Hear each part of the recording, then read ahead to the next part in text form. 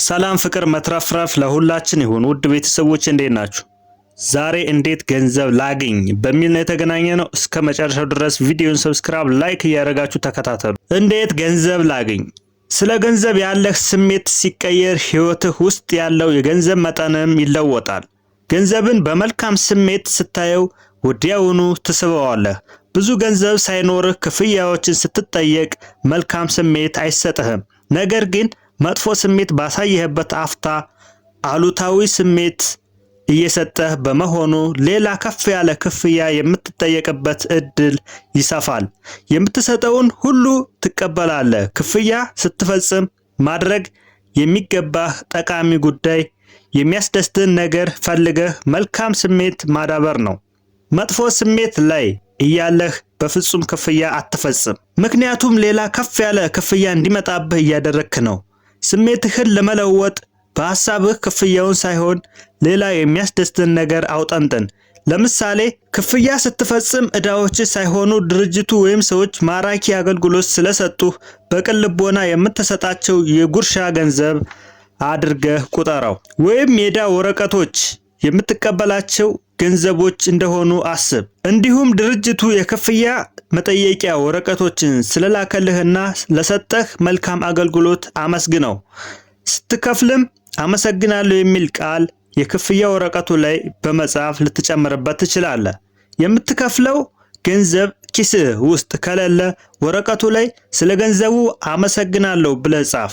የመሳሳብ ህግ የምር እየሆነ ይሁን እያለምክ ወይም እያስመሰልክ አይጨነቅም። ለምትሰጠው ምላሹን ይሰጣል። ይሄው ነው የሚሰጥህ። በሰራኸው ስራ ወይም በቆየህበት ጊዜ መጠን አይደለም፣ በፍቅርህ ልክ ነው የሚከፈልህ። እያንዳንዷን የጨዋታ እድል ተጠቀምባት። ገንዘብ በእጅህ የሚገኝበት እያንዳንዱን ጊዜ በመልካም ስሜት በማጀብ ገንዘብን የምታባዛበትን አጋጣሚ ተጠቀም። ለምንም ነገር ክፍያ ስትፈጽም ደስ ይበልህ። ገንዘብ ስትቀበል ተደሰት። ያንተ ክፍያ ሰዎችንና ድርጅቶችን ምን ያህል እንደሚረዳቸው በማሰብ ደስ ይበልህ።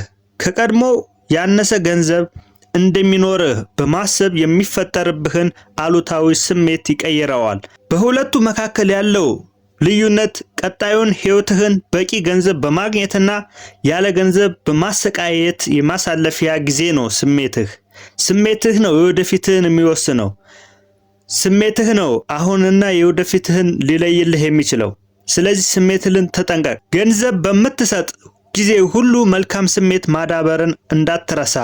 የሚያግዝህን አንድ ጨዋታ ይኸውልህ። የአንድ ብር ገንዘብ አስብና የሳንቲሙ የፊት ገጽ መልካም ገጽታና በርካታ ገንዘብ እንደሚወክል አልም። ጀርባውን ደግሞ ገንዘብ ማጣትን እንደሚወክል አድርገህ ውሰደው።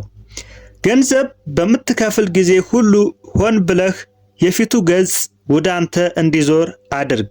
ገንዘብን በራስህ ውስጥ ስታስቀምጥም ፊቱ ወደ አንተ እንዲመለከት ይሁን። ገንዘብ ለሰው ስትሰጥ የፊት ገጹ ወደ ላይ ማመላከቱን አረጋግጥ። ይህንን ባደረክ ጊዜ ሁሉ መልካም ስሜትን ማዳበር ትችላለህ። አሁኑኑ ሀብታም እንደሆንክ ቁጠር። የሚያስፈልግህ ገንዘብ ሁሉ አለህ። በተለየ ሁኔታ መኖር የምትጀምረው እንዴት ነው? ልታደርገው የምትችለውን ሁሉ አስብ።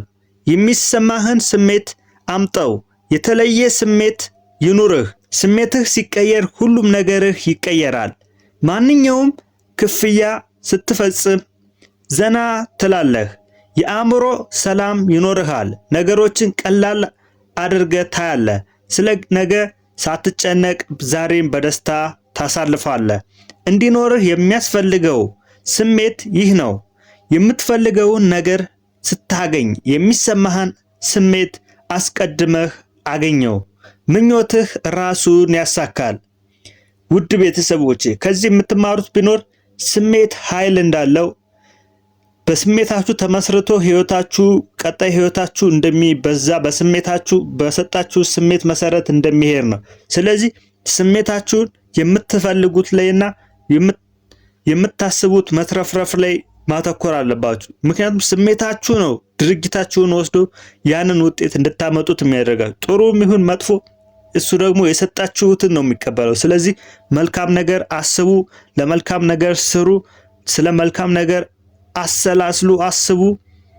ቀጣይ በሌላ ቪዲዮ እንገናኛለን። ይህን ቪዲዮ ሰብስክራይብ፣ ላይክ በማድረግ እስከ መጨረሻው ድረስ ተከታተሉ። እወዳችኋለሁ። ቻው